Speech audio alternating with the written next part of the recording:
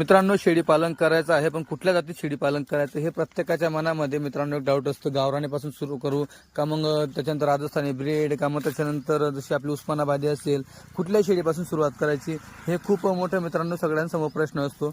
पण मित्रांनो, बरेच जण म्हणतात की गावरानीपासून सुरुवात करा मित्रांनो, कारण की गावरानी शेळी ही रानामध्ये जंगलामध्ये फिरणारी शेळी असते, काटक असते असं म्हटलं जातं.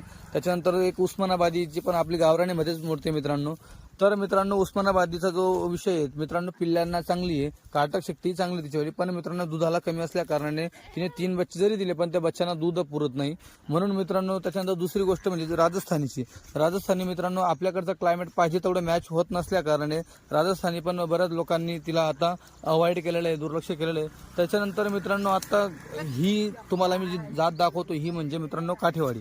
मित्रांनो, ही जात जशी आपली उस्मानाबादी आहे, ती देखील एक जात आहे, ती जशी गावरानीमध्ये मोडते तशी मित्रांनो ही तुम्हाला जी बघायला भेटेल ही काठेवाडी.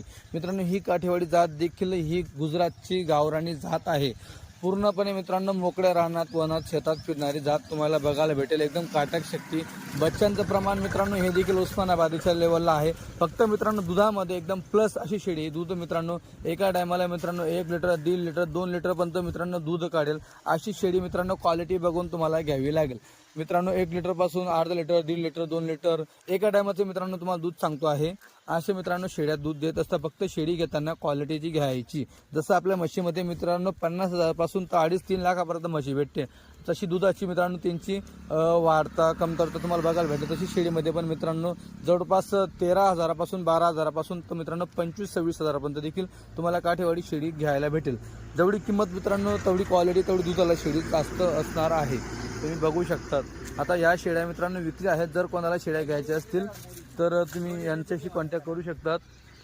हे बघा, तुम्हाला आता शेळीची कास दाखवतो. दुधाला शेळी कशी तुम्हाला बघायला भेटेल. हे बघा मित्रांनो, शेळीची कास बघा, तुम्ही बघू शकता शेळीची कास वगैरे